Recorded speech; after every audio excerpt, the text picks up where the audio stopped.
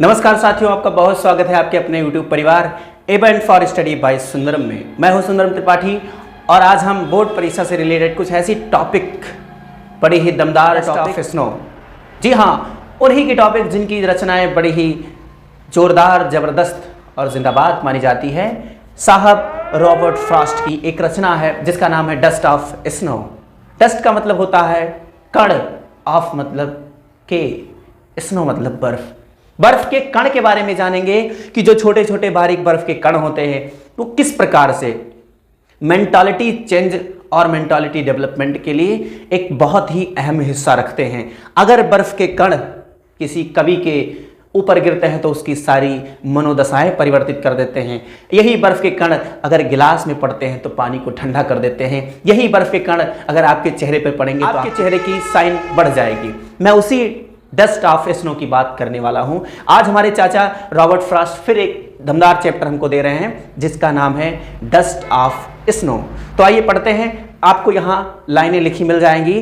पहली लाइन चाचा जी का है कि the crow shook down on me the dust of snow from a hemlock tree। पेड़, ऐसा पेड़ जिसका नाम आप जानते हो। जी हाँ, मैं बात करने वाला हूं उस पेड़ की जिसका नाम आप धतूरे के नाम से जानते हो।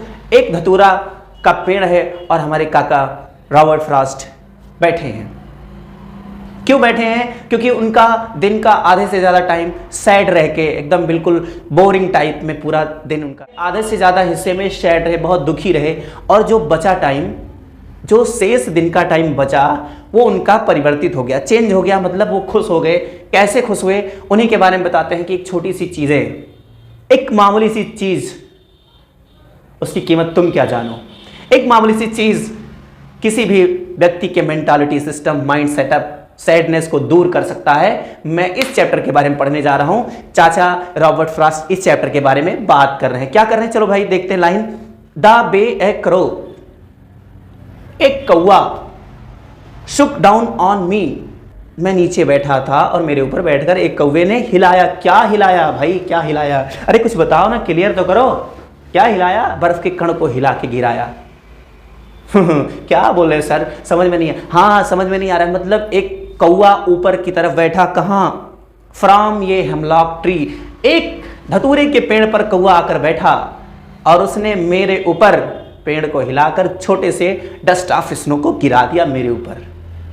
मेरे ऊपर नहीं, चाचा के ऊपर, रॉबर्ट फ्रॉस्ट के ऊपर कौवे ने गिराया। क्या गिराया? बर्फ के कण गिरा दिए। फिर कहते हैं कि फ्रॉम ए हेमलॉक ट्री, एक धतूरे के पेड़ से बर्फ के कण मेरे ऊपर गिरे। Has given my heart, has given my heart, has given my heart, जिसने मेरे दिल को दे दिया। क्या दिया? ए चेंज ऑफ मूड, एक बदली हुई मनोदशा जिसने मेरे दिल को दे दिया। किसने दे दिया? एक कौवे ने दिया। कैसे दिया? आके बैठा, कहां बैठा? धतूरे के पेड़ पर। सारी बातें क्लियर है, कुछ ऐसा नहीं है जो आपको ना समझ में आए।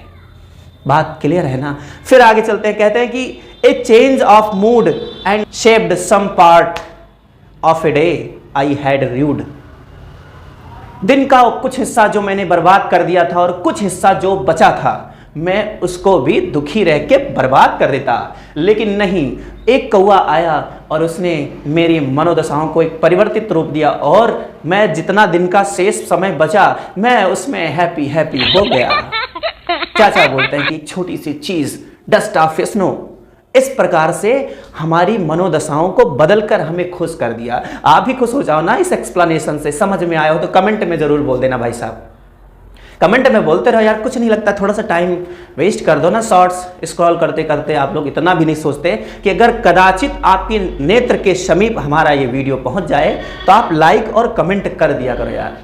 बड़ी इच्छा होती है, बड़ी ही खुशी होती है जब ऐसा कुछ होता है। तब तक के लिए धन्यवाद। एक्सप्लेनेशन डस्ट ऑफ स्नो का कंप्लीट रहा। अगर समझ में आया हो तो थम्स अप कर दीजिएगा, लाइक कर दीजिएगा। और तब तक के लिए धन्यवाद, थैंक यू, जय हिंद, जय भारत। फिर मिलते हैं किसी और वीडियो में नए टॉपिक के साथ। Thank you.